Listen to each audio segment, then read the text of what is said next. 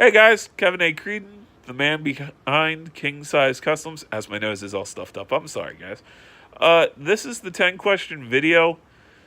I This is done post the video where I answered all the questions.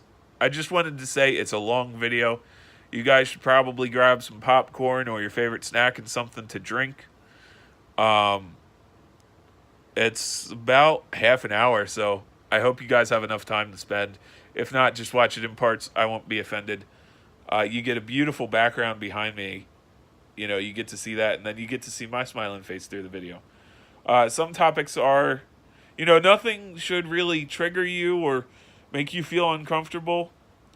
Uh, there's a lot in this video to digest, so if you need a break, please feel free to pause the video. Just know that even though I say that, there's really nothing in this video that should make you feel bad. I'm doing okay. Um, and, well, let's go on with it. Oh, and I don't really have anybody to participate in the challenge. I guess garages, maybe it's time for you to get on it. But yeah. Sorry about that. Everybody I know has done this challenge already, so I mean I'm not creative. I would challenge everybody to do it. I would make up another challenge, but not that creative, so but yeah, garages, maybe you should get on it. Everybody else that I watch I know has done this challenge. So, well, all right, later. All right, guys. You know what today is? It's Tuesday. It's been a week since the 10 questions challenge where you guys get to ask me 10 questions. Today is the day where I get to answer the 10 questions. And unlike previous challenges, I was smart. I made sure I asked everybody to leave their questions in the comments, and I actually took it, copied it, pasted it into a Word document so that way I would not forget or get lost. And now I can read the questions out loud and actually read them without trying to decipher my poor handwriting in a matter of seconds. So, first question comes from our friend Supercar Garage. It's a couple of questions. One is from his wife, Ingla. I hope I didn't butcher that pronunciation. Feel free to yell at me if I did in an email or a comment, Supercar. But do you like to cook or bake? And could you share a favorite recipe? You would think, as big as I am, I would love cooking and baking, but unfortunately, I really haven't taken the time to learn how to bake or cook. My mom makes fabulous cookies. My mom makes fabulous dinners for us. Um, you know, I'm talking like stuffed peppers, but instead of being regular stuffed peppers, sometimes they have cheeseburger, the cheeseburger meats and stuff in them. The other night we had like cheesesteak stuffed pepper, so it was a pretty much all the material from a cheesesteak. So onion, like green onions, green peppers, um, cheese, and then the steak material inside. But unfortunately, the only thing I really cook is a lot of the TV dinners from Stouffer. So like your macaroni, your chicken Alfredo. Um, I do a lot of soup. I mean, if you would call that cooking. And unfortunately, I really can't share a recipe because I don't really have a recipe for that. It's kind of on the box. So, and then Supercar asks, "What is the oldest Hot Wheel that I have?" Well, it's kind of hard because I don't really catalog all my Hot Wheels, but the oldest Hot Wheel I would say has to be like from '74. It's the Poison Pinto or the Pack and Pacer. It's one of them. I also have, thanks to Billy, Matchbox wise, I have some Lesney's, like the Made in Macau, the ones that Hot Wheels was competing with. Um, I have a Turbo GT, which was just recently, like within the past 3 years, they re-released it as a DeLorean. Um, and again, thanks to Billy, that's a black wall, so I'm saying 70s, 80s maybe. But There's an old cord that I have. It's a convertible cord. That one I want to say is from like 74. See, I inherited a lot of other people's Hot Wheels. So I have older cousins and an older sister. I inherited her Hot Wheels. My brother was born towards the end of the 80s, so I inherited as like everybody's. What happened was it was the whole hand-me-down effect. So some people, my sister got people's cars and my sister got her own cars. Same with my brother, and then I'm the one who's holding down like the collection pretty much. So a lot of my cars are a lot of hand-me-downs, the ones that I can find, the ones that I remember having, because a lot of my cars got donated. But yeah, that is what it is, really.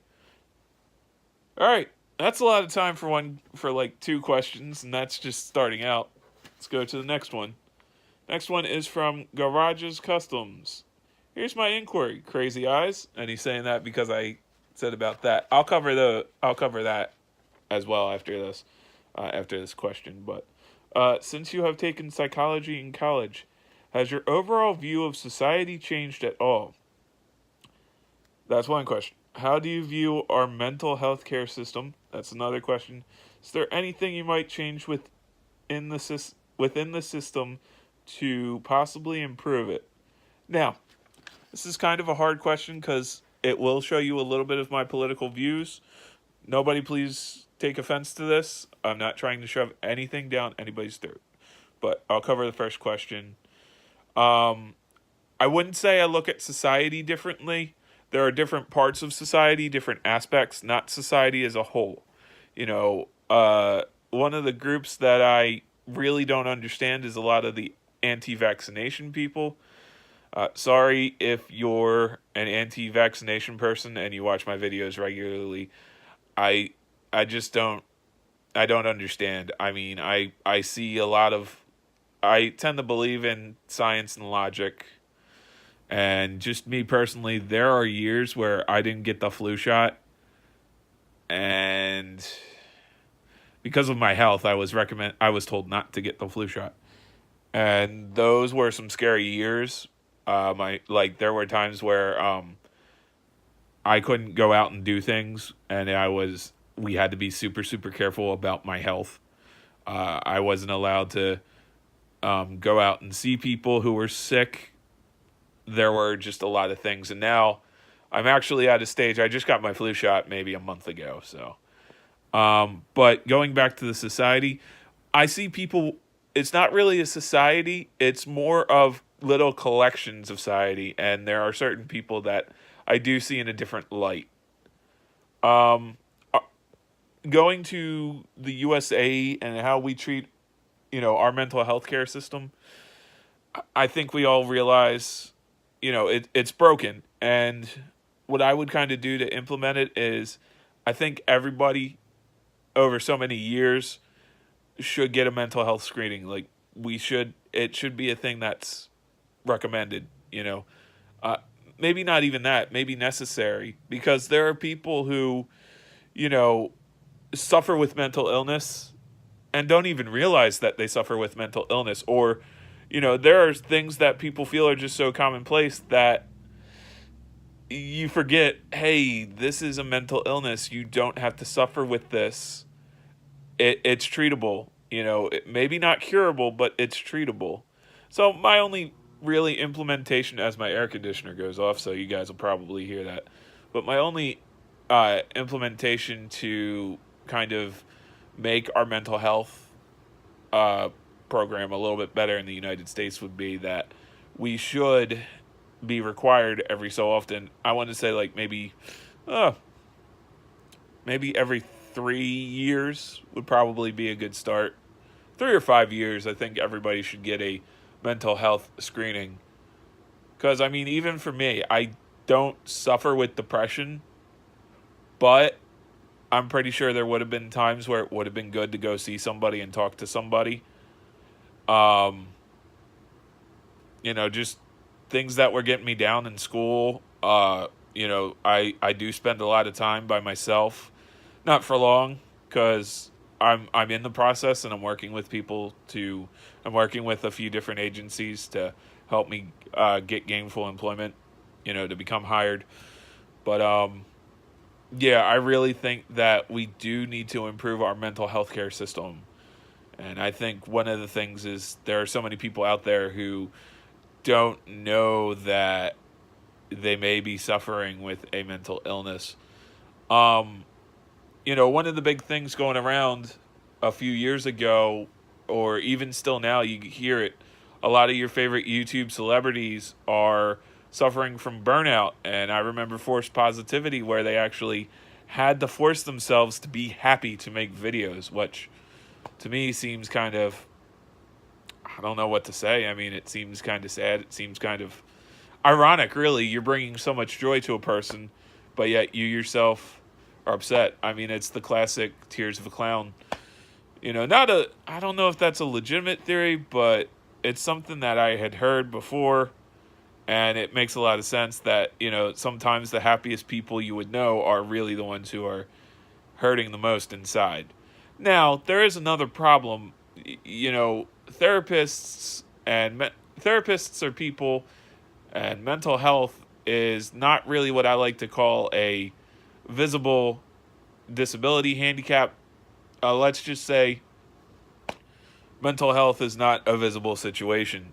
Somebody could be suffering with something and you would never know.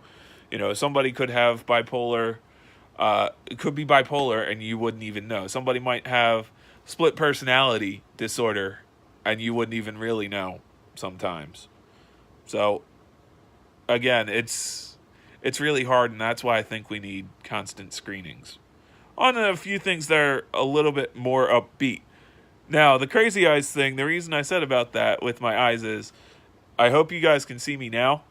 And this will go to another question, but what it is the reason I say that is my eyes don't focus that well without my glasses, but due to my eye condition, I do have to kind of flip them up to look at things closely and flip them down to look at distance. But let's go to the next question.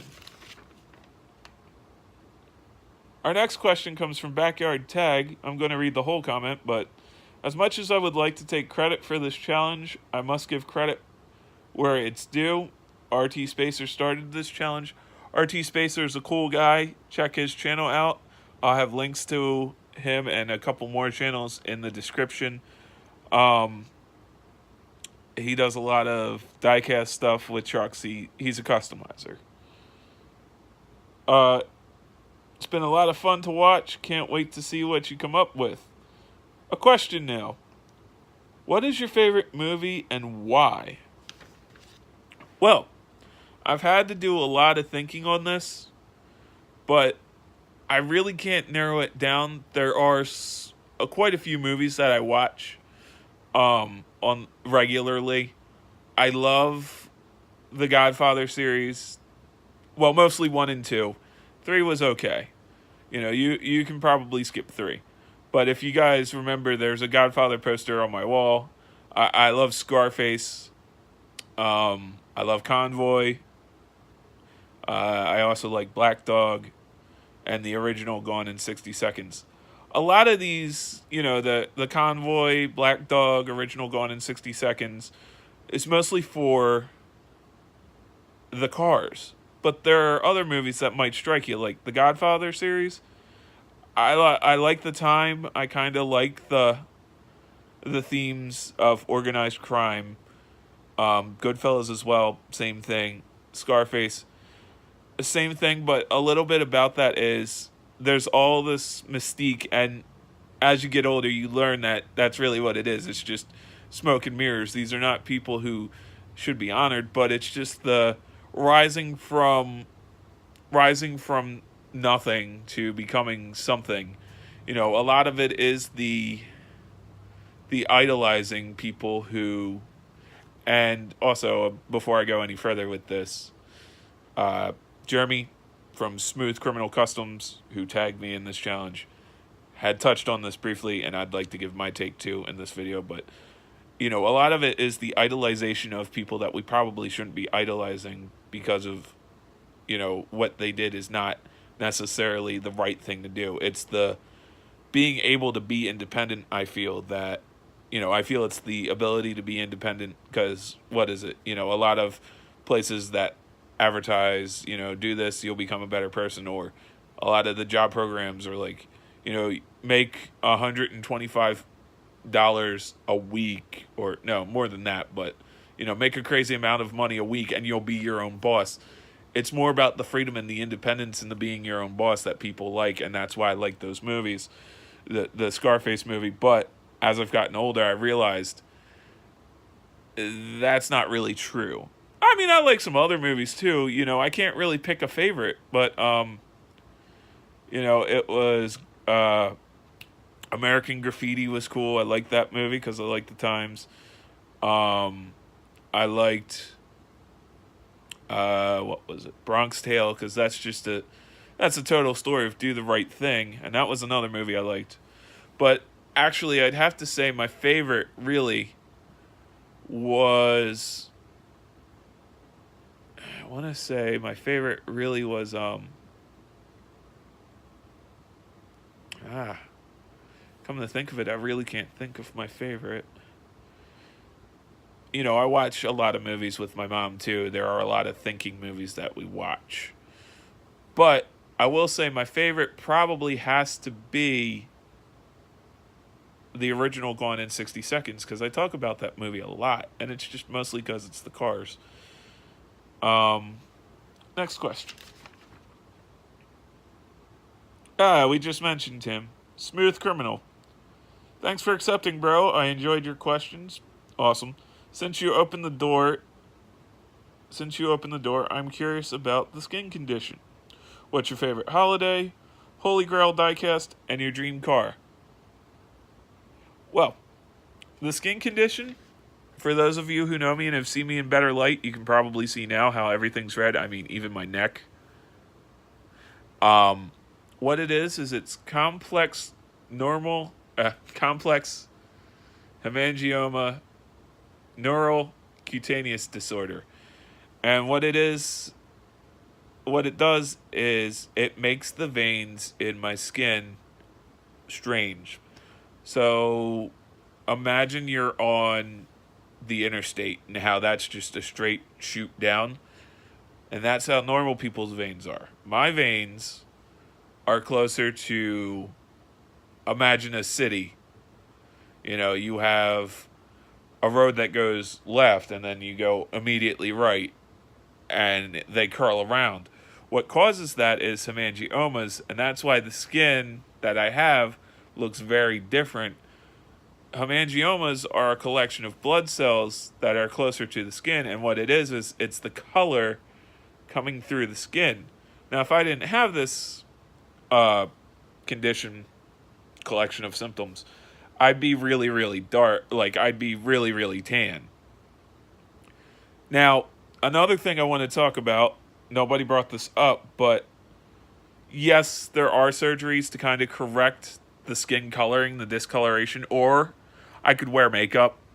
I was in a play in high school, and they put me in stage makeup, and pretty much all of the redness disappeared, and I looked really, really tan. The problem with that is when I looked in the mirror, I didn't recognize who I was. And when I had gotten my first surgery to kind of correct some of the skin discoloration, they had burnt me really bad with lasers, and it hurt really, really bad. And from then on, it was, why can't I just be who I am? Because really, honestly, as far as my health issues go, there are other things I'd rather have them focus on than what I look like. You're born to look a certain way. I mean, we all differ, or a lot of us differ about whether there is a higher power and who our higher power is, but we're all born to look a certain way. And I really don't think that we should focus on trying to really look like everyone else. I mean, now I'm probably the biggest hypocrite for this, but I've always tried to blend in when it came to vision-wise. But when it came to my skin, it never really bothered me. It bothered people around me and only certain people. It didn't bother anybody in my immediate family, but it did bother people in my family. Now, the thing is, you do it for you. Don't do it for anybody else. If you're going to get cosmetic plastic surgery, do what makes you happy. Don't do what everybody else wants, you to look like.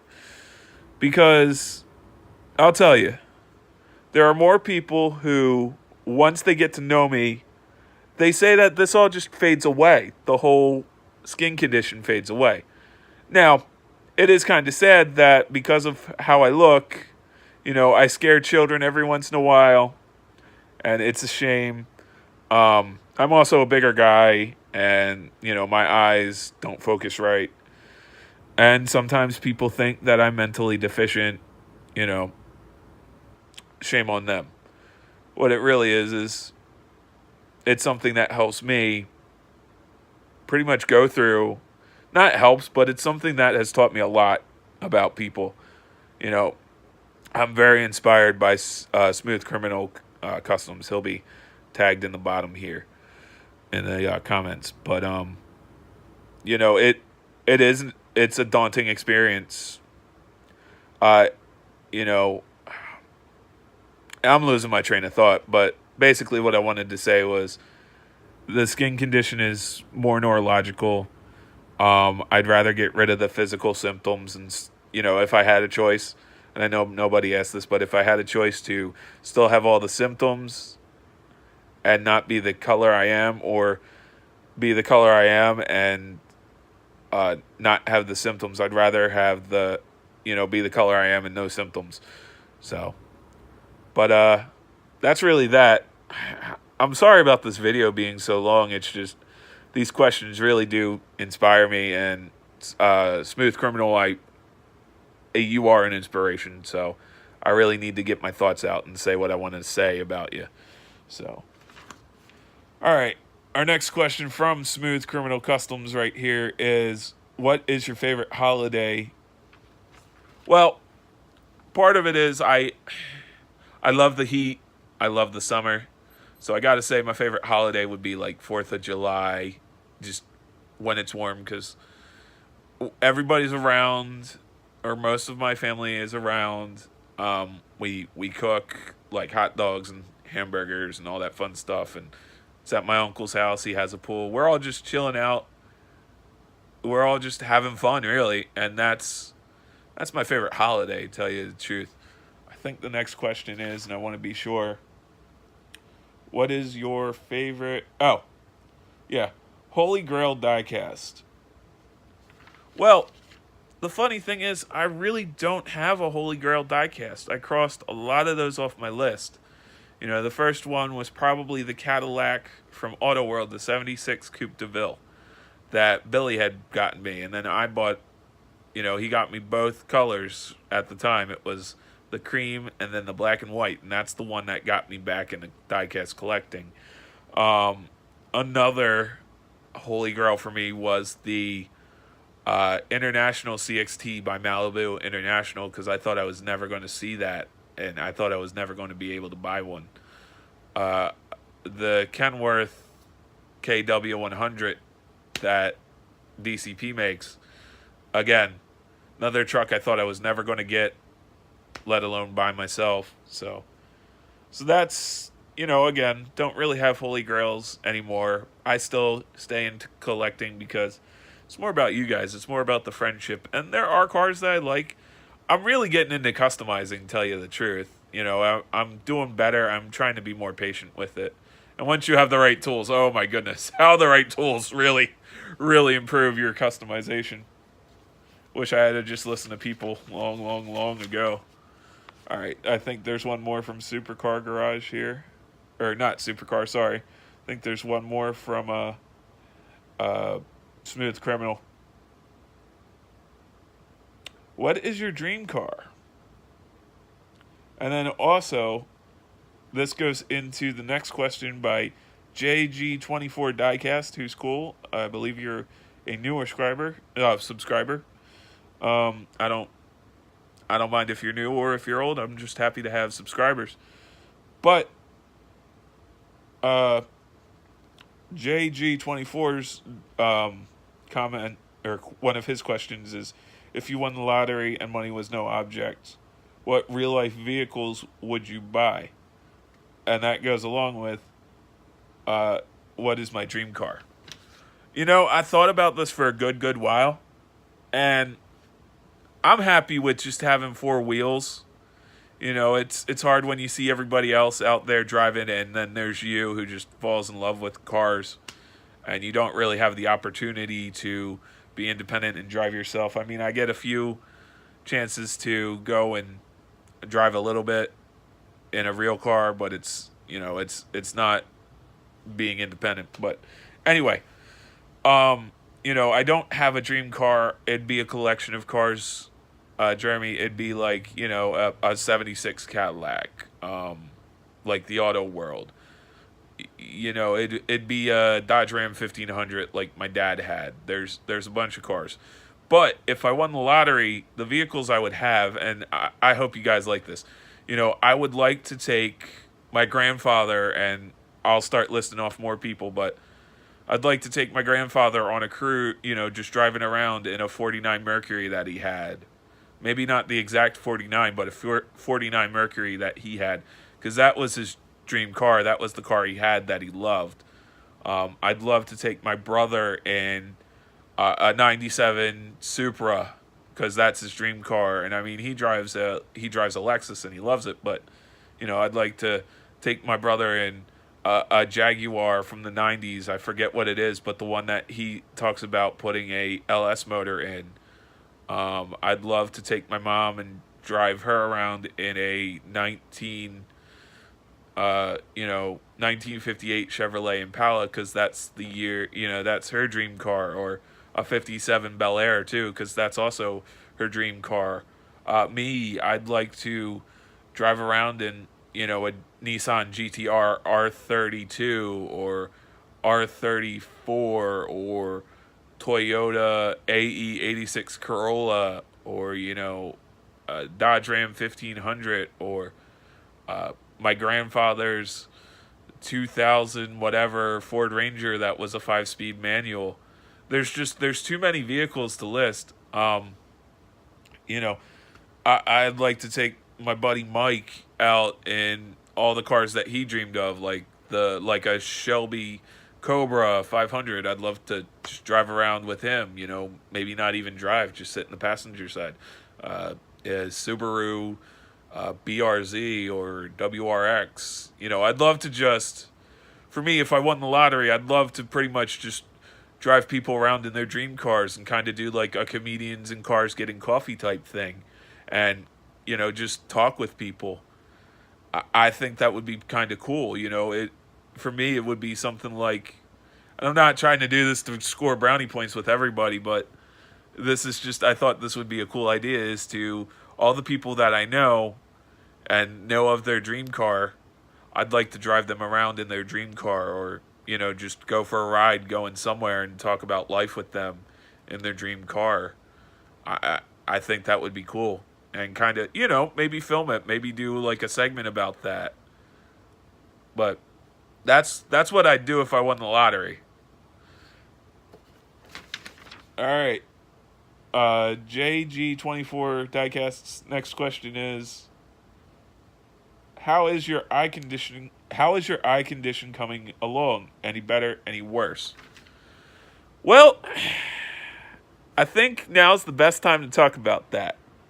And I hope you guys can see the smile on my face. My eye condition, it's not bad, but it's not great. The real answer to that is it's getting better. I'm still on eye drops about 5 times a day. So once in the morning with breakfast, and that's 3 drops. Once at lunch, that's 2 drops. Once at dinner, that's 2 drops again. And then before I go to bed, that's 3 drops. So 4 times a day, taking a lot of drops. I just thank God that I have great insurance, you know, that my mom has good insurance, and my dad have good insurance, and that I'm covered. But yeah, it's getting better. It's gotten a lot better. I mean, I still really, things are blurry out of that eye. I mostly use my left eye, which since the operation in 97, everything with that eye's been fine. It's this right eye. And part of that really is due to the complex neurohemangioma syndrome or cutaneous syndrome. You know, it's so many letters that I can't even really remember I can't remember the whole name of this syndrome. But again, I have hemangiomas in that eye. I have them in both eyes, but it's really bad in the right. There's nothing anybody can really do about it. From operations, I have a lot of scar tissue in the eye itself. And I have glaucoma, so that's really what causes my eyes to look bigger. It's because there's higher pressure in there. There's higher pressure in the eyes.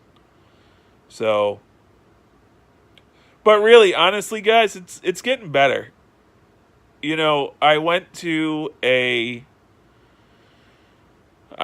retirement celebration for one of my DVI consultants, somebody who helps you go through life if you're visually impaired. I'm not sure if that's a national thing. I know Delaware has one, and they're really good. And the funny thing is, ever since I was young, I went to a summer camp for the visually impaired, and it never felt different until I got a little bit older. And it's still that hybrid theory, that living in two worlds. Compared to a lot of the people that I met, and, you know, these are employees too who are visually impaired, I do really well. And unfortunately, like everybody else, I take things for granted. I took my vision for granted, and you never really know what's great till it's gone. But I do love every day I have with my vision. I mean, it allows me to play the video games that I play and put up on YouTube for you. It allows me to do customs, and honestly, I don't know what I'd do without vision.